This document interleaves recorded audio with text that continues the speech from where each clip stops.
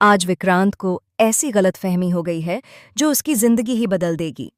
शुरुआत होती है उस पल से जब मन्नत गुस्से में लाल होकर उसे खरी खोटी सुना रही होती है। मन्नत की आंखों में छलक रहा गुस्सा साफ बता रहा होता है कि उसके सब्र का बांध अब टूट रहा है।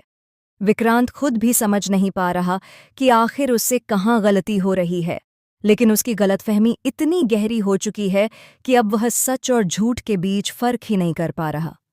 उसी समय विक्रांत धैर्य और मन्नत को एक साथ देख लेता है। धैर्य मन्नत की तारीफ कर रहा होता है कि वह कितनी मेहनती है, कितनी ईमानदार है और कैसे उसने हर मुश्किल में खुद को संभाला है। मन्नत के लिए ये बातें सिर्फ एक दोस्त की तरफ से कही प्रशंसा थीं, लेकिन विक्रांत के कानों में पहुंचते पहुंचते ये बातों में जहर घुल चुका होता है। यह सुनकर विक्रांत के भीतर जलन और शक की आग ऐसी भड़कती है कि उसका चेहरा साफ बता देता है कि वह अंदर से टूट चुका है, लेकिन बाहर से गुस्से और अहंकार की दीवार खड़ी कर लेता है। इसके बाद एक बड़ा मोड़ आता है। विक्रांत अचानक धैर्य और मन्नत का रिश्ता जोड़ने लगता है। वह ताने मारते हुए कहता है कि दोनों एक दूसरे को इतनी अच्छी तरह समझते हैं तो शायद दोनों एक दूसरे के लिए ही बने होंगे। ये बात सुनकर मन्नत का धैर्य जवाब दे देता है। उसकी आंखों में दर्द भी है और गुस्सा भी।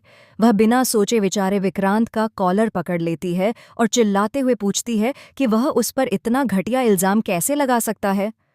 मन्नत की आवाज़ कांप रही होती है, लेकिन उसकी बातों में सच्चाई और चोट दोनों झलकती हैं।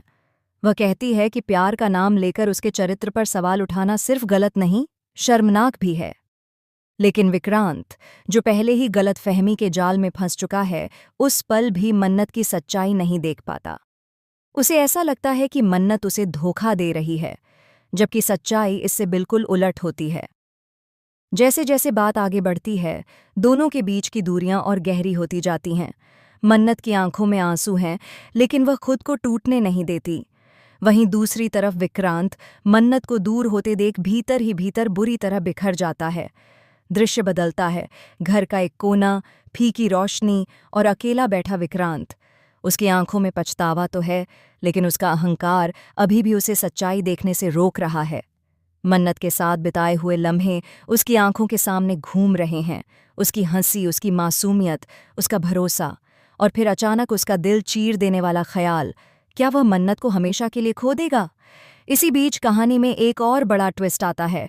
विशाखा, वह इस पूरे ड्रामे की असली वजह बन चुकी है। धीरे धीरे पता चलता है कि विक्रांत के कानों तक पहुंचने वाली आधी बातों को विशाखा ने जानबूझकर तोड़ मरोड़ कर पहुंचाया। उसने विक्रांत की गलतफहमी को इतना बढ़ा दिया कि अब सच की रोशनी भी फीकी लगने लगी। विशाखा एक नई चाल चलती है। वह मन्नत के खिलाफ नए सबूत गढ़ती है, नई कहानियां बनाती है और विक्रांत को भावनात्मक रूप से इतना कमज़ोर कर देती है कि वह हर गलत बात पर यकीन करने लगता है। आगे का दृश्य और भी तीखा है। मन्नत अकेली बैठी है, उसके हाथ कांप रहे हैं, उसकी आंखें लाल हैं। उसे लगने लगता है कि शायद अब उसकी जिंदगी में सिर्फ अकेलापन ही बचेगा। लेकिन अगले ही पल वह खुद को संभालती है और एक फैसला लेती है। वह किसी भी कीमत पर खुद पर लगे झूठे इल्जामों को सच नहीं बनने देगी। वहीं दूसरी तरफ धैर्य भी सच्चाई जानकर हैरान रह जाता है। वह खुद को जिम्मेदार मानने लगता है कि उसकी वजह से मन्नत और विक्रांत के बीच इतनी गलतफहमियां पैदा हुईं। वह मन्नत से माफ़ी मांगता है और उसे भरोसा दिलाता है कि वह इस सच को सबके सामने लाएगा। पर असली तूफान अभी बाकी है। विक्रांत एक रात अचानक मन्नत के कमरे के बाहर खड़ा मिलता है। वह दरवाज़ा खटखटाता नहीं, बस खड़ा रहता है, जैसे खुद से लड़ रहा हो। मन्नत अंदर बैठी रो रही होती है, लेकिन अंदर से टूट चुकी होने के बावजूद अपनी आवाज़ को कमज़ोर नहीं पड़ने देती। उसे महसूस होता है कि कोई बाहर है, लेकिन वह दरवाज़ा नहीं खोलती। वह खुद से कहती है कि अगर आज उसने दरवाज़ा खोल दिया तो शायद वह फिर से वहीं लौट जाएगी जहां से वह निकलने की कोशिश कर रही है।